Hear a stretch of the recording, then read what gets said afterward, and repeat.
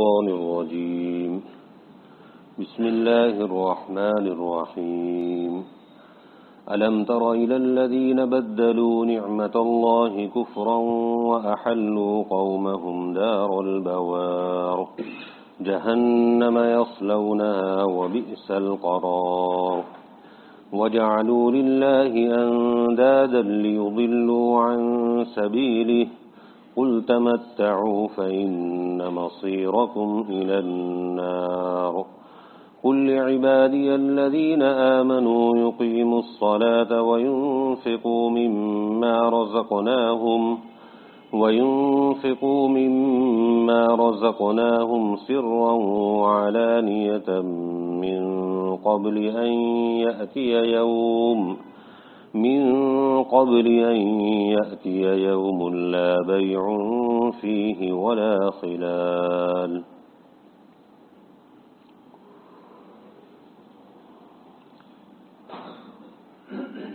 اوپر کی آیتوں میں اللہ جل شانہ نے کلمہ طیبہ کی مثال اور کلمہ خبیثہ کی مثال بیان فرمائی تھی۔ اب یہاں سے اللہ جل شانہ کفار مکہ کی حالت بیان فرماتے ہیں کہ انہوں نے کلمہ طیبہ کو اختیار کرنے کے بجائے کلمہ خبیثہ کو انہوں نے اختیار کیا۔ الم تر الی الذین بدلوا نعمت اللہ کفرا، نبی کریم صلی اللہ علیہ وسلم کو خطاب ہے، کیا آپ نہیں دیکھتے، کیا آپ نے نہیں دیکھا؟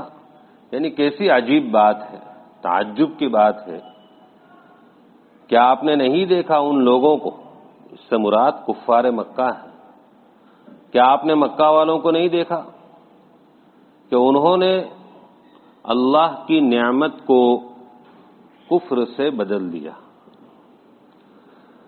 اللہ کی نعمتیں اللہ کی بندوں پر دو طرح کی ہیں، ایک نعمتیں ظاہری ہیں جن کا تعلق ظاہری نفع سے ہے، جیسے کھانے پینے کی نعمتیں ہیں، پہننے اوڑھنے کی نعمتیں ہیں، مکان کی نعمت، سواری کی نعمت وغیرہ، یہ ظاہری نعمتیں ہیں۔ اور دوسری نعمتیں معنوی نعمتیں ہیں، یعنی اللہ جل شانہ انسانوں کی ہدایت کے لیے اللہ تعالی جو نعمتیں بندوں کی طرف نازل فرماتے ہیں ان کو معنوی نعمتیں کہتے ہیں۔ جیسے انسانوں کی ہدایت کے لیے اللہ تعالیٰ نے نبی کریم صلی اللہ علیہ وسلم کو بھیجا، یہ بھی نعمت ہے، اللہ کی بہت بڑی نعمت نبی کریم صلی اللہ علیہ وسلم کا اس امت کے لیے تشریف لانا، یہ ہمارے لیے اور اس امت کے لیے بہت بڑی نعمت ہے، نعمت عظمیٰ ہے۔ ایسے ہی انسانوں کی ہدایت کے لیے اللہ نے قرآن نازل فرمایا، تو یہ قرآن بھی معنوی نعمت انسانوں کے ہدایت کے لیے ہے، ھدی للمتقین، ھدی للناس۔ تو نعمتیں یہ دو طرح کی ہیں۔ تو اللہ تعالیٰ نے مکہ والوں کو دونوں طرح کی نعمتوں سے مالا مال فرمایا، دونوں طرح کی نعمتیں دی تھی، کھانے پینے کے اعتبار سے اور پہننے اوڑھنے کے اعتبار سے، مکان اور سواری کے اعتبار سے، ساری ضروریات کی چیزیں اللہ تعالیٰ نے دی تھی۔ دور دراز علاقوں سے ان کے پاس سب نعمتیں پہنچتی تھی، گرمی کے لباس، ٹھنڈی کے لباس وغیرہ۔ ان نعمتوں کا تقاضا یہ تھا کہ اللہ نے جو یہ نعمتیں دی ہیں تو اس کا شکر بجا لاتے، اور اس کا شکر یہ تھا کہ دین حق کو قبول کرتے، توحید کو اختیار کرتے۔ لیکن انہوں نے اس اللہ کی نعمت کو جو اللہ نے دور دراز علاقوں سے ان تک پہنچائی، اس کو کفر سے بدل دیا کہ توحید اور دین حق کو قبول کرنے کے بجائے خانہ کعبہ کے اندر اور باہر 360 بت لگا دیے اور اس کی پرستش اور پوجا شروع کر دی. تو یہ اللہ کی نعمت جو ان کو ملی تھی اس کو کفر سے بدلا. کہ نعمتوں کا تقاضا یہ تھا کہ اللہ کو مانتے کہ اس اللہ نے اتنے احسانات ہم پر فرمائے اور اتنی ساری نعمتیں ہم کو دی تو ہم اسی کی عبادت کریں، اس کے ساتھ کسی کو شریک نہ کریں. لیکن انہوں نے یہ کیا کہ یہ شکر کے بجائے کفر اور یہ ناشکری سب سے بڑی جو ہے شرک، اس کو انہوں نے اختیار کیا. اور دوسری معنوی نعمت، نبی کریم صلی اللہ علیہ وسلم کو اللہ تعالیٰ نے پیغمبر بنا کر ان کی طرف بھیجا، بہت بڑی نعمت تھی. اس نعمت کا شکر یہ تھا کہ ان کی اطاعت کی جاتی، وہ جو پیغام لائے ان کو قبول کیا جاتا، ان کی تعلیمات کو، ان کے طریقوں کو اپنایا جاتا. لیکن اس کے بجائے انہوں نے نبی کریم صلی اللہ علیہ وسلم کو جھٹلایا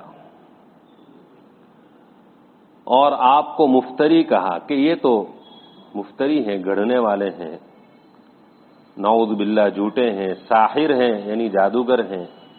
کبھی شاعر کہا، یہ تو شعر شاعری کرنے والے ہیں، اور کبھی مجنون کہا، طرح طرح کے برے القاب سے آپ کو پکارا.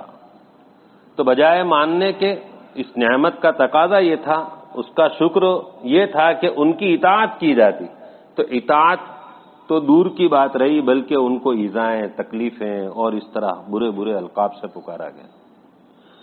قرآن پاک کی اللہ کی بہت بڑی نعمت جو لوگوں کے لیے ہدایت ہے، یہ اللہ تعالیٰ نے نبی کریم صلی اللہ علیہ وسلم کے ذریعے سے ان کو دی. تو اللہ تعالیٰ فرماتے ہیں کہ اس کا شکریہ تو یہ تھا کہ اس قرآن کو اللہ کا کلام مانتے کہ اللہ کا نازل کیا ہوا کلام ہے، لیکن اس کلام کو، قرآن پاک کو انہوں نے نبی کریم صلی اللہ علیہ وسلم کا خود ساختہ یعنی ان کا خود بنایا ہوا قرار دیا کہ یہ تو خود سے بنا کر پیش کرتے ہیں، یہ اللہ کا نازل کیا ہوا نہیں ہے.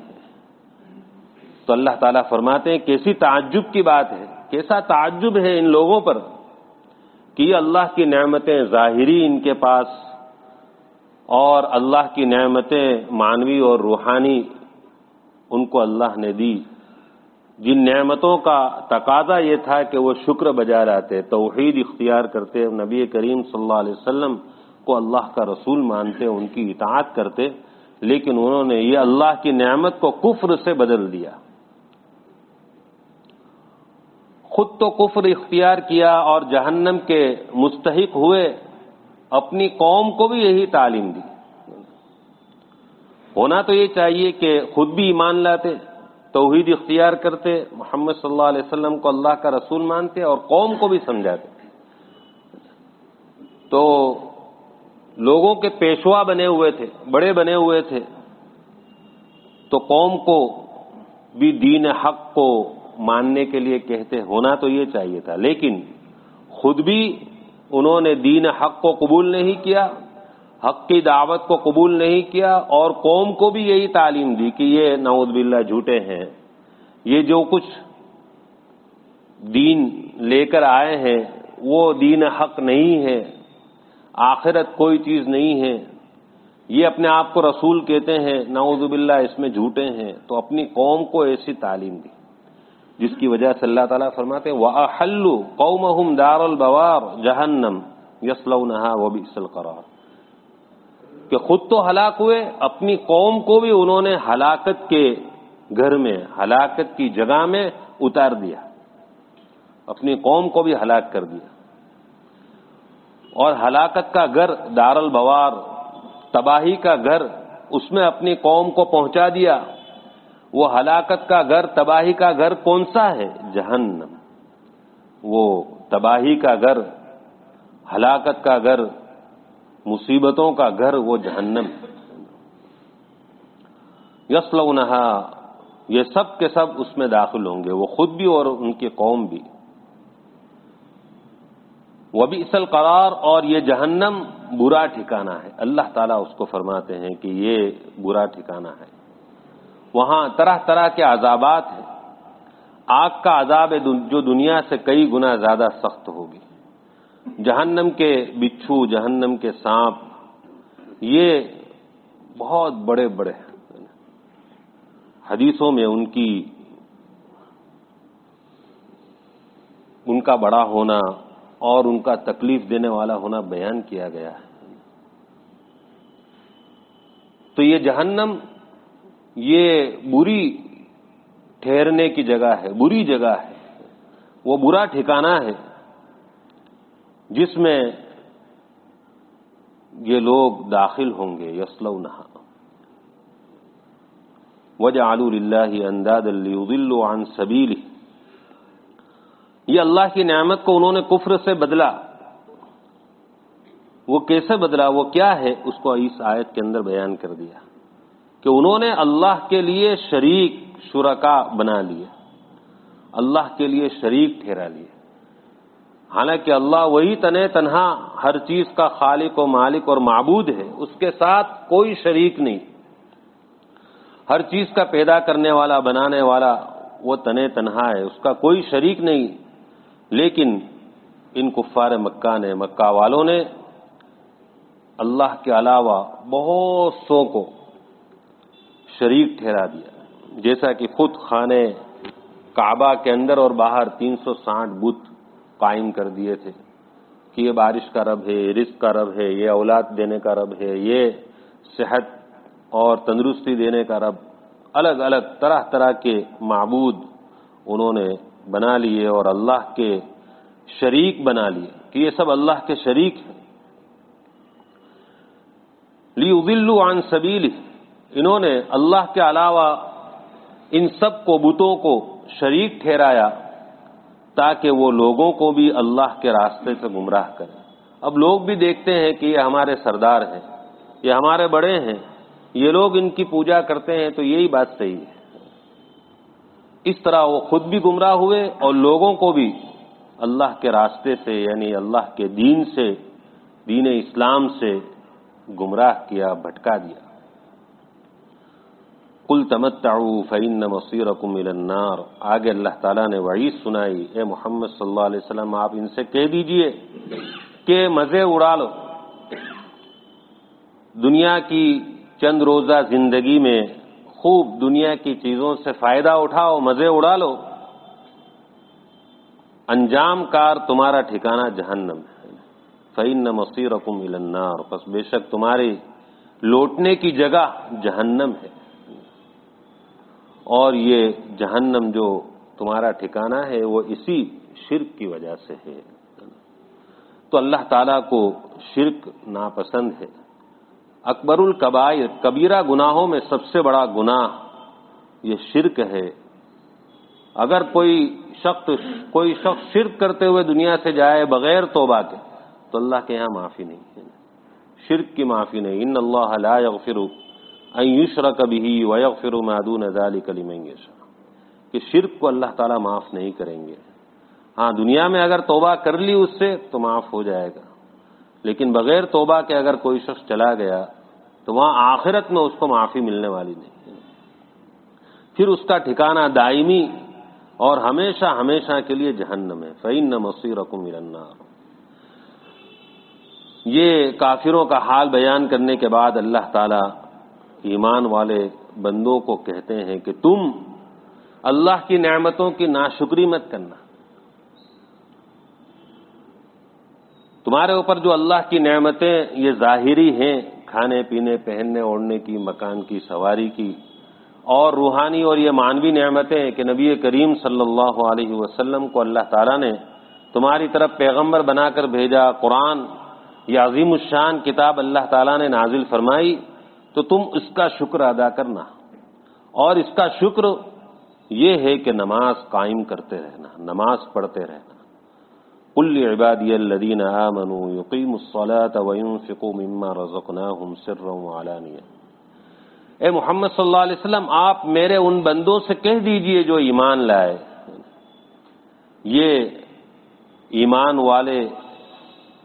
ایمان والوں کے لیے بہت بڑی بشارت اور اعزاز ہے اللہ تعالیٰ کی طرف سے کہ اللہ تعالیٰ نے ایمان والوں کو میرے بندے کہا کہ میرے بندے ہیں. یہ اللہ تعالیٰ کی طرف سے ایک خاص اعزاز ہے کہ آپ میرے ایمان والے بندوں سے کہہ دیجئے کہ وہ اللہ کی نعمتوں کا شکر بجا لائیں. اللہ کی نعمتوں کا شکر کس طرح بجا لائیں؟ یقیم الصلاۃ، وہ نماز قائم کریں. یہاں پر نماز پڑھنا نہیں فرمایا کہ نماز پڑھیں، اللہ تعالیٰ نے فرمایا نماز قائم کریں. تو اللہ تعالیٰ کی طرف سے مطالبہ نماز کو قائم کرنے کا ہے، صرف پڑھ لینے کا نہیں. ایک آدمی فجر کی نماز جماعت کے ساتھ اور نماز کے تمام فرائض، واجبات، سنتیں اور آداب کی رعایت کے ساتھ پڑھتا ہے مثلا، تو اس کو قائم کرنا کہتے ہیں. ورنہ وقت چلے جانے کے بعد بھی کوئی پڑھے تو یوں کہیں گے وہ نماز پڑھ رہا ہے. وقت کے بعد کوئی پڑھے تو یہ بھی پڑھنا ہے. اکیلے پڑھ رہا ہے تو بھی کہیں گے پڑھنا ہے. اور آداب کی رعایت نہیں کر رہا ہے تو بھی کہیں گے پڑھنا ہے. تو اللہ تعالیٰ کے یہاں پڑھنا یہ مطلوب نہیں ہے، اس کا مطالبہ نہیں ہے. اللہ تعالیٰ کی طرف سے اقامت صلاۃ کا ہم سے مطالبہ ہے کہ نماز قائم کرو، اقیم الصلاۃ، نماز قائم. اور نماز قائم کرنے کا مطلب یہ جیسا کہ معارف قرآن میں ہے کہ نماز کے اوقات میں سستی مت کرنا. نماز کے اوقات میں کہ نماز کا وقت ہوا تو اب سستی مت کرنا کہ چلو ابھی تو بعد میں پڑھ لیں گے یہاں تک کہ وقت نکل گیا، جماعت نکل گئی. تو یہ اوقات کے اندر سستی کرنا ہے، تو یہ اقامت صلاۃ نہیں ہوا. تو اقامت صلاۃ کی تشریح یہ ہے کہ اوقات کی رعایت کے ساتھ آدمی جماعت کے ساتھ مسجد میں آ کر نماز کے آداب کی رعایت کے ساتھ پڑھے. تو یہ اقامت صلاۃ ہے اور یہی اللہ تعالیٰ کے ہاں مطلوب ہے. لہذا جلدی جلدی اگر نماز پڑھی جاتی ہے تو وہ بھی فرض تو ذمے سے اتر جاتا ہے، لیکن اس نماز پر کوئی اجر و ثواب نہیں ملتا. وہ نماز پڑھنا ایسا ہے گویا کہ نہیں پڑھنا. ایک شخص ہے خلاد ابن رافع رضی اللہ تعالیٰ عنہ. وہ ایک مرتبہ مسجد میں آئے، نبی کریم صلی اللہ علیہ وسلم بھی تشریف فرما تھے. انہوں نے آ کر کوئی اپنی نماز پڑھی تو رکوع سجدہ جلدی جلدی کیا اور قوما اور جلسہ یعنی رکوع کے بعد سیدھا کھڑا ہونا ہے اطمینان کے ساتھ. ایک سجدے کے بعد پھر بیٹھتے ہیں جس کو جلسہ کہتے ہیں، اس میں اطمینان کرنا یعنی ایک مرتبہ سبحان اللہ کے بقدر ٹھہر جانا، اتنا یہ واجب ہے. اب انہوں نے اس میں جلدی کی.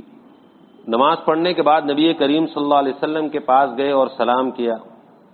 تو نبی کریم صلی اللہ علیہ وسلم نے سلام کا جواب دیا اور فرمایا ارجع فصلی فإنک لم تصلی، جاؤ واپس جاؤ، پھر سے نماز پڑھو، تم نے نماز نہیں پڑھی. یعنی یہ نماز پڑھنا ایسا ہی گویا نہیں پڑھنا. دوبارہ انہوں نے پڑھی، پھر آ کر سلام کیا، آپ نے فرمایا ارجع، واپس جاؤ. 3 مرتبہ ایسا ہوا. چوتھی مرتبہ انہوں نے کہا اللہ کے رسول صلی اللہ علیہ وسلم مجھے تو اسی طرح نماز پڑھنا آتی ہے، اب آپ ہی مجھے بتلائیے کہ میں کس طرح پڑھوں.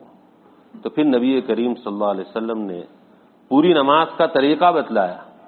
اس میں خاص طور پر یہ بات کہ رکوع میں جب تم جاؤ تو اطمینان کرو. آپ نے فرمایا اطمینان سے رکوع کرو، یہ نہیں کہ گئے اور اڑ گئے، اطمینان کرو اس میں.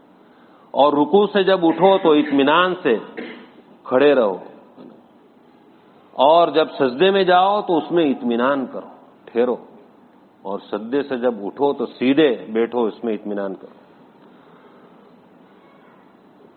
تو نبی کریم صلی اللہ علیہ وسلم نے یہ جلدی جلدی نماز پڑھنے کو نماز ہی قرار نہیں دیا کہ یہ نماز ہی نہیں. اس لیے یہ 4 جگہ خاص طور پر جہاں ہم سے جلدی ہو جاتی ہے، رکوع میں، سجدے میں، اور رکوع سے اٹھنے کے بعد اور سجدے سے اٹھنے کے بعد، ضروری ہے کہ اس کے اندر اطمینان کریں۔ 3 مرتبہ سے کم اگر ہم نے تسبیح پڑھی تو یہ مکروہ تنزیہی ہے، یعنی بہتر نہیں، خلاف اولا ہے کہ 3 مرتبہ بھی اللہ کی بڑائی بیان نہ کرے اور اٹھ جائے۔ سجدہ کیا ہے اللہ کے سامنے، اب 3 مرتبہ بھی نہیں بولتا ہے سبحان ربی الاعلیٰ۔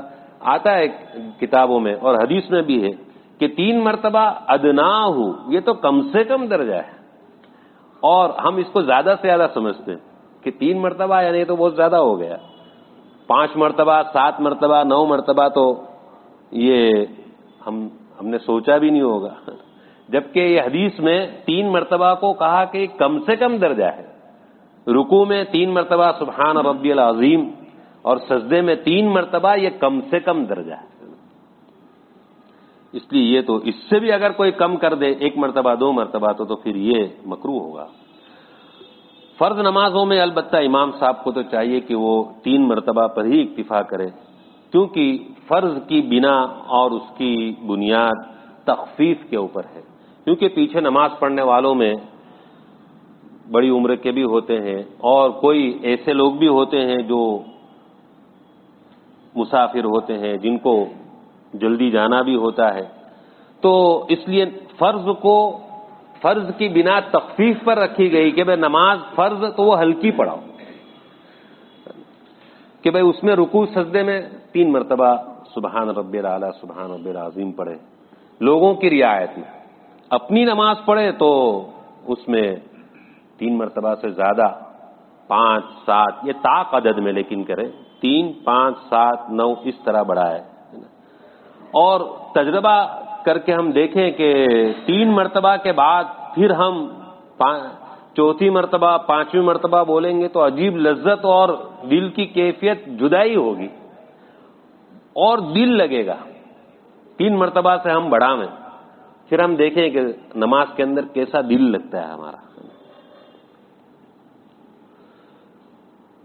تو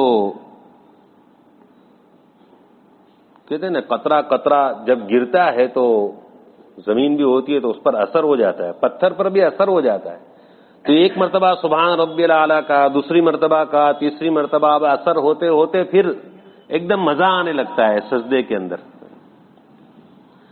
تو بہرحال اللہ تعالیٰ فرماتے ہیں کہ میرے ایمان والے بندوں سے آپ کہہ دیجئے کہ وہ نماز قائم کرے کہ اللہ کی نعمتوں کا شکر ہے، اور ایک یعنی گویا نماز کہہ کر بدنی عبادتیں جتنی ہو سکتی ہیں ان سب کی طرف اشارہ ہو گیا، اور دوسری عبادت مالی عبادت ہے، تو وَيُنْفِقُوا مِمَّا رَزَقْنَاهُمْ سِرًّا وَعَلَانِيَةً، اور خرچ کریں اس مال میں سے کچھ حصہ جو ہم نے دیا ہے۔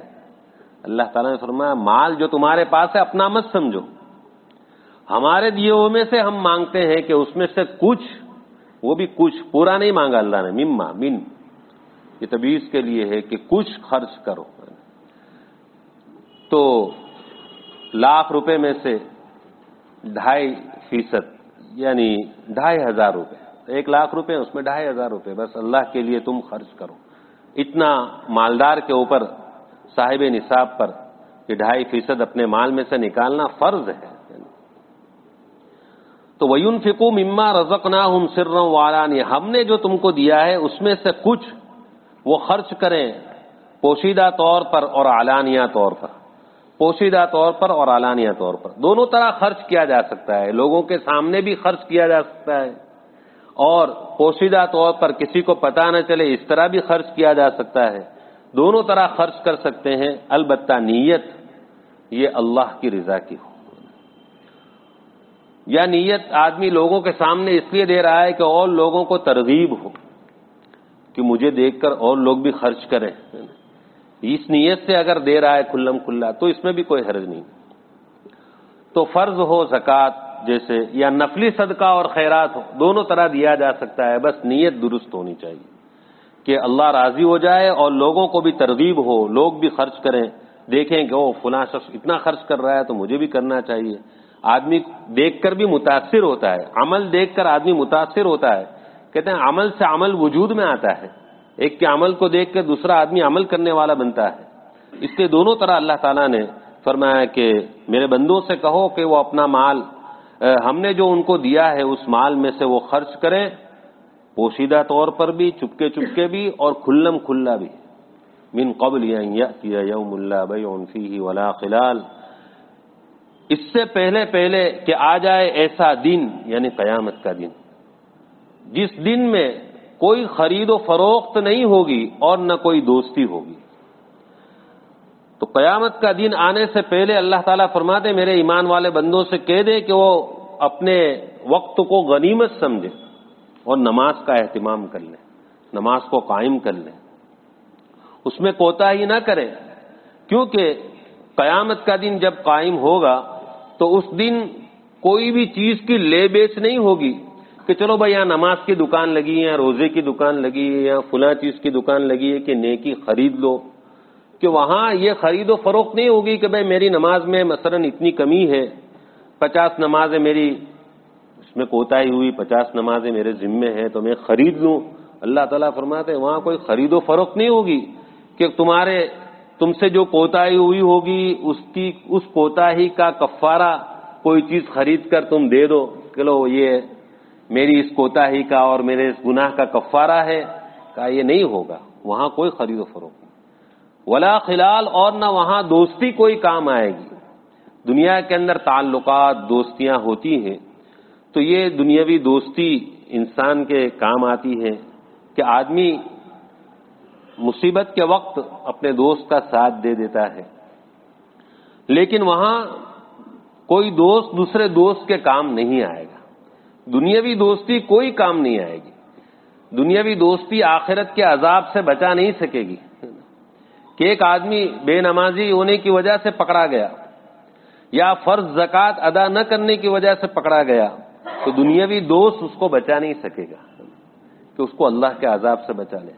ہاں حضرت مفتی شفیع صاحب رحمۃ اللہ علیہ فرماتے ہیں اپنی تفسیر معارف القرآن میں کہ جو دوستی، جو تعلق اللہ کے لیے کیا ہوگا، دین کے لیے کیا ہوگا، جیسے اللہ والوں سے، اولیاء اللہ سے تعلق اور دوستی قائم کی جاتی ہے کس نسبت پر؟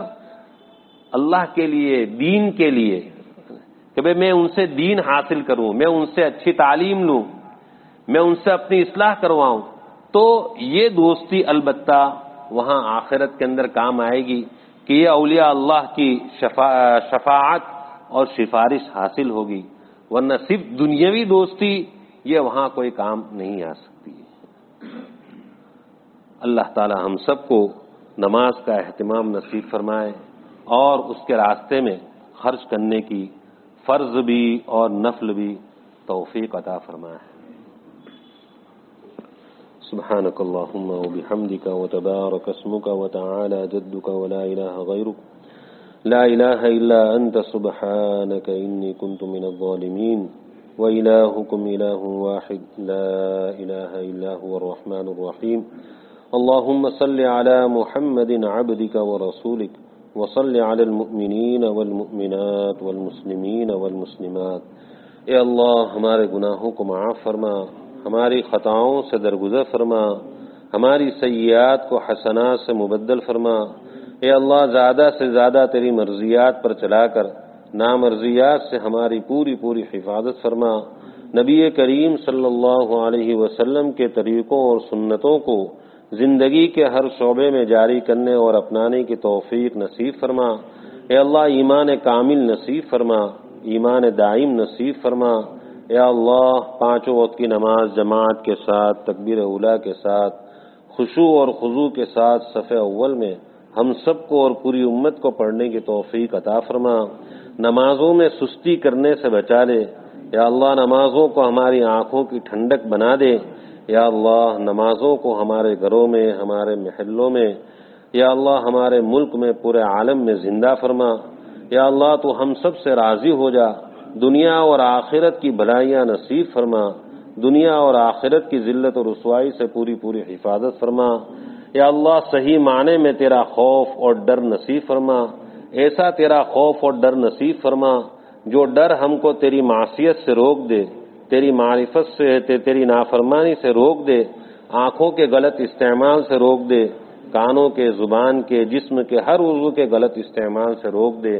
یا اللہ تو ہم سب پر اپنا خصوصی فضل فرما، پریشان حالوں کی پریشانیوں کو دور فرما، مصیبت زدوں کی مصیبتوں کو دور فرما، ہم میں سے ہر ایک کے لیے اپنے اپنے وقت پر حسن خاتمہ نصیب فرما، برے خاتمے سے حفاظت فرما، مرنے کے بعد کی تمام منزلوں میں کامیابی نصیب فرما کر بغیر حساب کتاب کے جنت الفردوس عطا فرما۔ یا اللہ نبی کریم صلی اللہ علیہ وسلم نے جتنی خیر و بلائی تجھ سے مانگی ہم کو اور پوری امت کو عطا فرما، جن شرور اور برائیوں سے پناہ چاہی ان سے ہماری اور پوری امت کی حفاظت فرما۔ ربنا تقبل منا انك انت السميع العليم وتب علينا انك انت التواب الرحيم وصلى الله على النبي الكريم برحمتك يا ارحم الراحمين۔